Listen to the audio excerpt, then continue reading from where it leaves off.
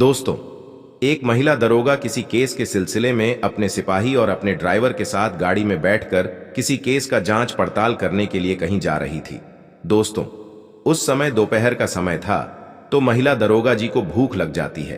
तभी महिला दरोगा जी अपने ड्राइवर से कहती हैं कि ड्राइवर साहब, यहाँ आसपास में अगर कहीं कुछ होटल दिखाई देगा तो वहां पर गाड़ी रोकना, सबसे पहले हम लोग यहाँ पर खाना खाकर उसके बाद आगे चलेंगे, क्योंकि पता नहीं जांच पड़ताल करने में कितना समय लग जाएगा। ऐसा भी हो सकता है कि वहां पर जांच पड़ताल करते करते हम लोग को रात भी हो सकती है और मुझे भूख काफी जोर से लगी है। तो आज का जो खाना है हम लोग होटल पर ही खा लेते हैं और उसके बाद हम लोग यहां से आगे बढ़ेंगे। दोस्तों, जो ड्राइवर साहब थे वो कुछ देर बाद एक होटल पर अपनी गाड़ी को लगा देते हैं। दोस्तों, महिला दरोगा जैसे ही होटल के अंदर जाने के लिए सोचती हैं तो वहां पर वो देखती हैं कि एक व्यक्ति झूठे बर्तनों को धोकर उसको साफ कर रहा है, बर्तन मांजने का काम कर रहा है। लेकिन जैसे ही महिला दरोगा उस व्यक्ति का चेहरा देखती है तो दोस्तों, उनके पैरों तले जमीन खिसक जाती है, एकदम से उनके होश उड़ जाते हैं। और दोस्तों, वह महिला दरोगा दौड़ते हुए उस व्यक्ति के पास जाती है और उसको गले से लगाकर फूट फूट कर रोने लगती है। दोस्तों, मैं आपको बता दूं कि वहां होटल के अंदर बहुत सारे लोग बैठे हुए थे, खाना वगैरह खा रहे थे। होटल के अंदर बहुत सारे लोग थे और कुछ लोग उसको देखकर महिला दरोगा को बहुत ज्यादा आश्चर्य में पड़ जाते हैं। सभी लोग सोचते हैं कि यह महिला दरोगा इस हालत में उस आदमी को गले लगाकर क्यों रो रही है, यहां तक कि वह बर्तन साफ करने वाला आदमी है। दोस्तों, सभी लोग सोचने लगते हैं कि बर्तन साफ करने वाले को गले लगाकर महिला दरोगा आखिरकार रो क्यों रही है, इसके पीछे की वजह क्या है। लेकिन दोस्तों, जब उस व्यक्ति की सच्चाई लोगों के सामने आती है तो किसी को यकीन नहीं हो रहा था कि उसके साथ इतना बड़ा हादसा हुआ है। जो व्यक्ति बर्तन धो रहा है। दोस्तों, महिला दरोगा उस आदमी को देखकर रोने लगती है और उस व्यक्ति के जीवन की सच्चाई क्या थी और महिला दरोगा से उस व्यक्ति का रिश्ता क्या था, और वह व्यक्ति होटल के अंदर मजदूरी करके बर्तन धोने का काम क्यों कर रहा था। दोस्तों, आइए जानते हैं पूरी घटना की सच्चाई इस वीडियो के माध्यम से। लेकिन दोस्तों, वीडियो में आगे बढ़ने से पहले वही आप लोग से छोटा सा रिक्वेस्ट है कि अगर आप लोग हमारे चैनल पर पहली बार है तो चैनल को सब्सक्राइब कर लीजिए और वीडियो को लाइक कर दीजिए, ताकि जो मेरा हौसला है वो और भी ज्यादा बढ़ता रहे और भी ज्यादा इंटरेस्टिंग कहानियां ऐसे ही रोज रोज मैं आप लोग को सुनाता रहूं। दोस्तों, ये सच्ची घटना एक साधारण से परिवार की है, जिसमें एक सत्यम नाम का एक लड़का अपनी पत्नी कविता के साथ एक शहर में रहता था। दोस्तों, जो उसकी पत्नी थी कविता, उसका सपना था कि वह पढ़ लिख कर एक सरकारी ऑफिसर बन जाए या फिर कोई भी सरकारी नौकरी करने लगे, क्योंकि दोस्तों, जो उसके घर की स्थिति थी ना, वो ठीक ठाक नहीं थी। कविता हमेशा सोचती रहती थी कि अगर उसको सरकारी नौकरी मिल जाएगी तो उसके घर की जो स्थिति है वह थोड़ी बहुत ठीक हो जाएगी और बहुत ही अच्छी हो जाएगी। दोस्तों, कविता हमेशा अपने मन में इस तरीके की बातें सोचती रहती थी। लेकिन जो सत्यम था दोस्तों, वह एक प्राइवेट कंपनी में नौकरी करता था, जॉब करता था और महीने की मुश्किल से 15 से 18 हजार वो कमाता था। एक दिन कविता और सत्यम अपने कमरे में बैठे हुए थे और दोनों एक दूसरे से बातचीत कर रहे थे। तभी दोस्तों, कविता सत्यम से कहती है कि देखो, मेरा सपना है कि मैं पढ़ लिख कर कुछ बड़ा करूं और अपनी पढ़ाई जारी रखूं, और पढ़ लिख कर सरकारी नौकरी मैं करना चाहती हूं। चाहे वो नौकरी किसी भी पोस्ट पर क्यों ना लग जाए, लेकिन सरकारी नौकरी होनी चाहिए और मैं अपने जीवन में कुछ करना चाहती हूं। मैं चुपचाप घर पर ऐसे खाली बैठना नहीं चाहती हूं। दोस्तों, जो कविता थी वो सत्यम को बहुत ज्यादा प्यार करती थी और सत्यम भी कविता को बहुत ज्यादा प्यार करता था, जिस वजह से सत्यम जो है वो उसकी बातों को टाल नहीं पाता है। और सत्यम कविता से कहता है कि देखो, तुमको पढ़ना लिखना है तो तुम पढ़ो लिखो, पढ़ाई करना कोई बुरी बात नहीं होती है। तुम पढ़ो और मन लाकर पढ़ो, लेकिन तुम पढ़ना चाहती हो तो तुम पढ़ाई शुरू कर सकती हो। लेकिन मैं देखो, महीने का मैं 18 हजार कमाता हूं और पूरे महीने का खर्च निकालने के बाद जो पैसा बचेगा वह सारा पैसा मैं तुम्हारी पढ़ाई पर खर्च कर दूंगा। अगर तुमको यह ऐतराज नहीं है इसमें तो तुम अपनी पढ़ाई शुरू कर सकती हो। दोस्तों, जो कविता थी वह बड़े शांत स्वभाव की लड़की थी और वह अपने पति की प्रॉब्लम को समझती थी।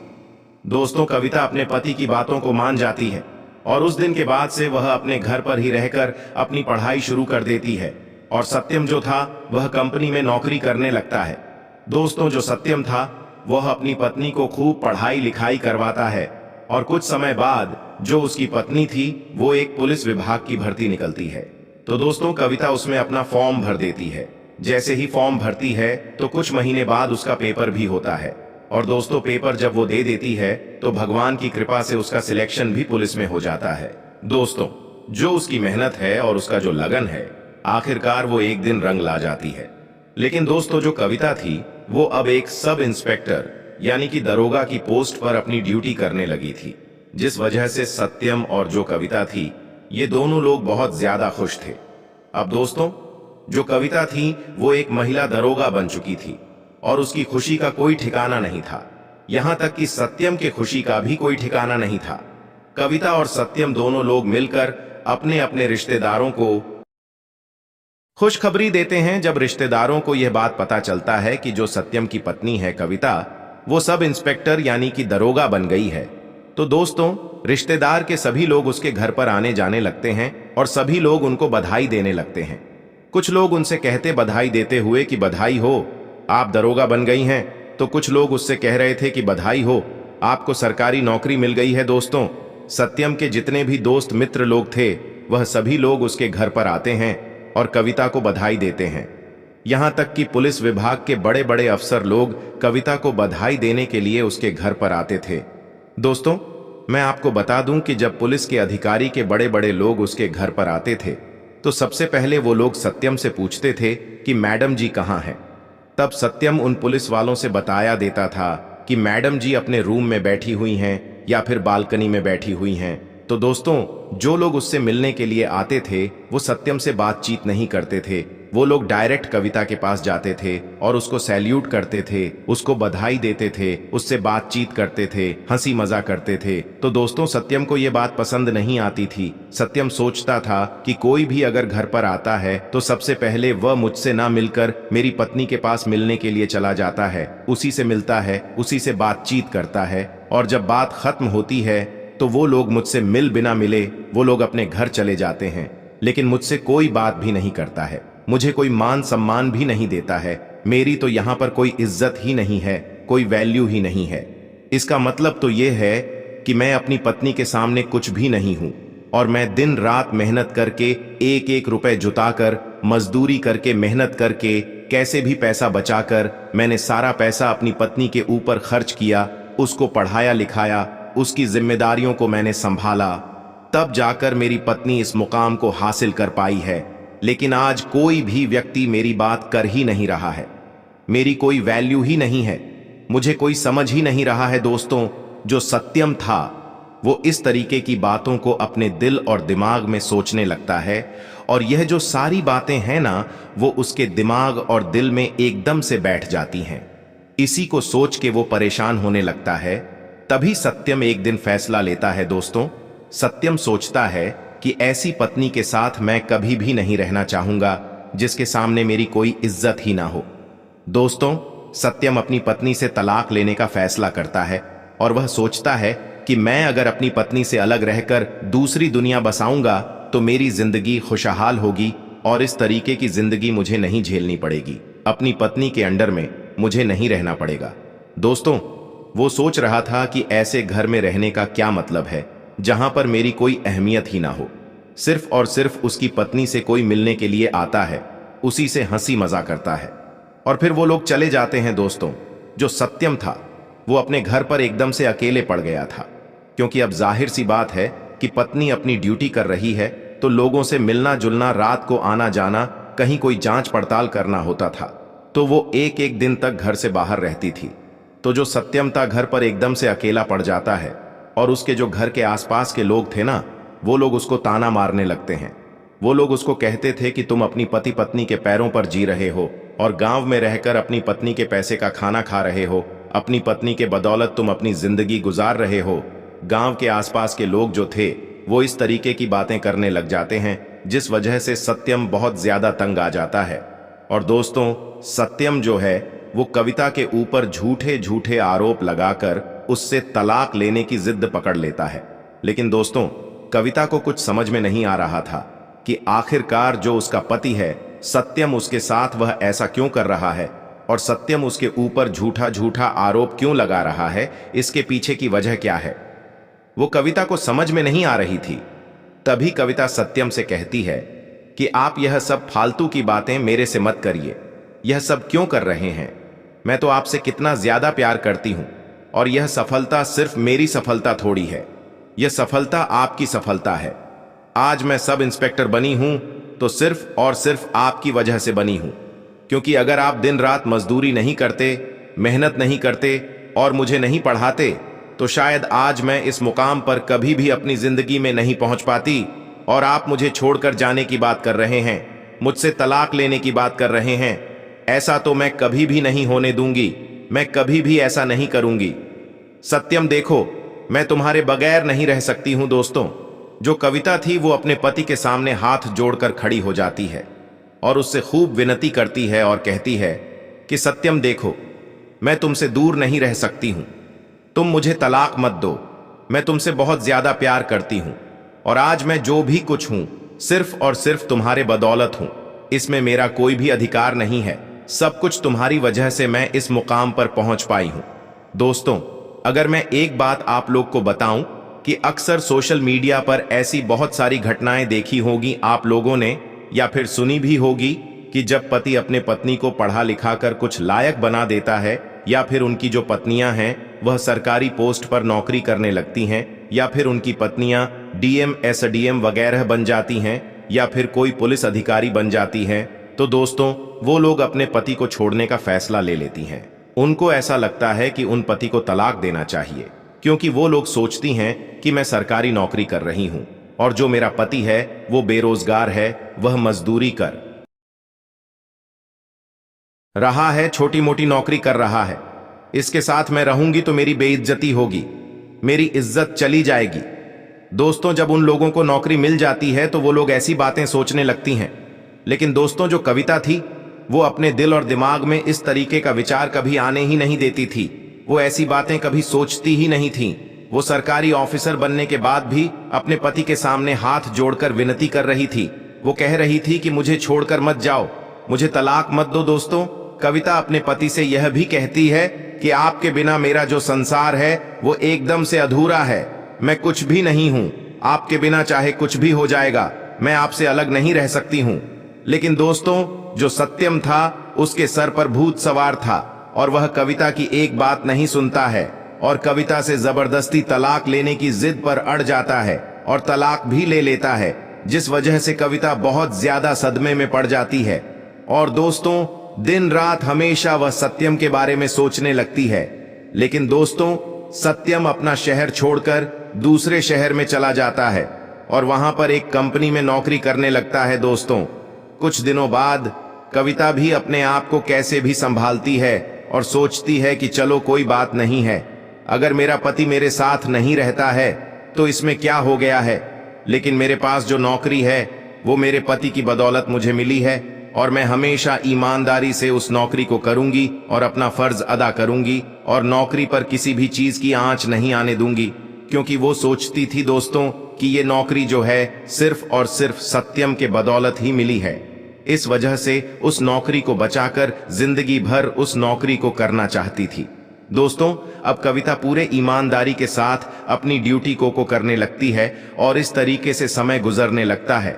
लेकिन दोस्तों, जब 2 सालों का वक्त गुजर जाता है तो 2 सालों बाद कविता का ट्रांसफर संयोग से उसी शहर में हो जाता है जहां पर सत्यम अपनी कंपनी में नौकरी कर रहा था।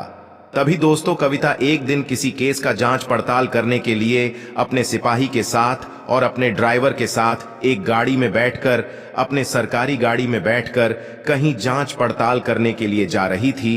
दोस्तों, उस समय दोपहर के 12:10 बज रहे थे और जो कविता थी उसको भूख लग गई थी, क्योंकि वो घर से जल्दीबाजी में निकल गई थी और वह नाश्ता नहीं की थी।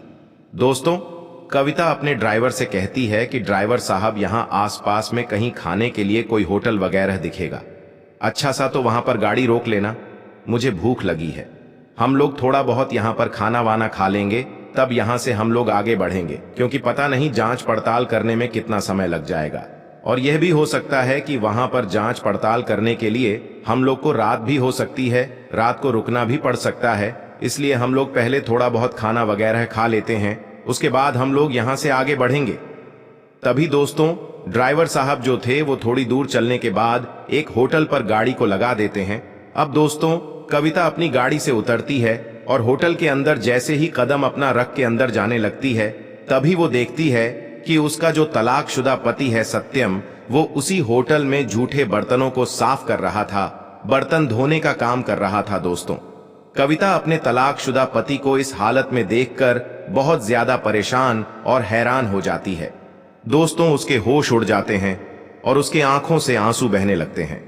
लेकिन दोस्तों जब सत्यम अपनी पत्नी को इस हालत में वहां पर देखता है तो शर्म के मारे अपनी गर्दन को नीचे झुकाकर एकदम से मायूस हो जाता है।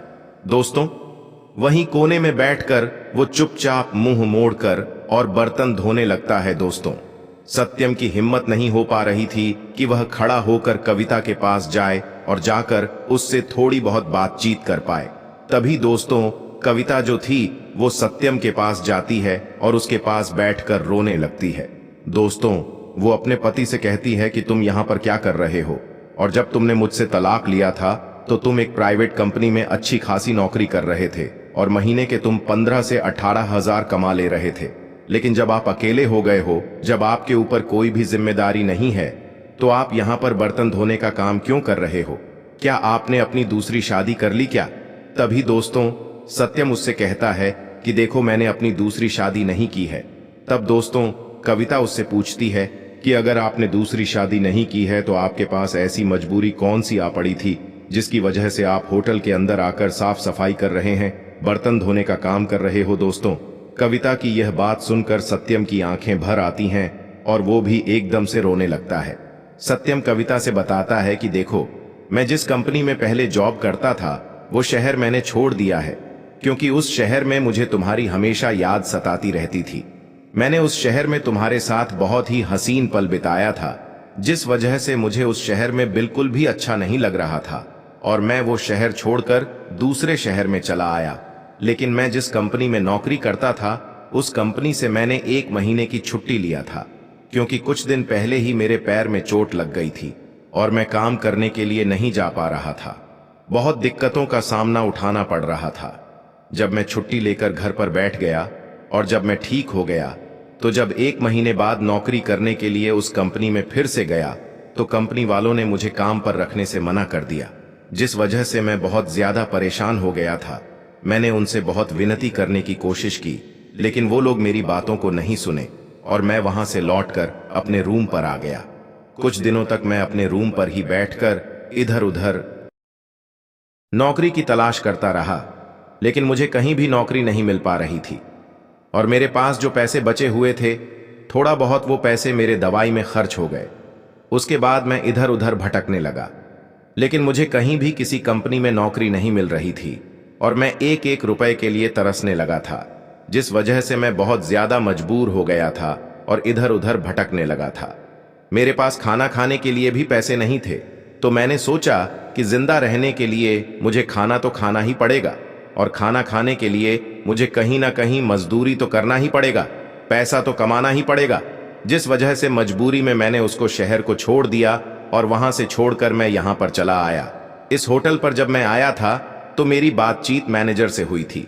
जब उससे बातचीत करने के बाद मुझे पता चला कि इस होटल पर कोई भी जगह खाली नहीं है, बस एक काम खाली है और वो भी झूठे बर्तनों को साफ करना है। मैनेजर साहब मुझसे बोल रहे थे कि अगर तुम बर्तन धोने का काम कर सकते हो तो 2-3 महीने तुम यह काम कर लो।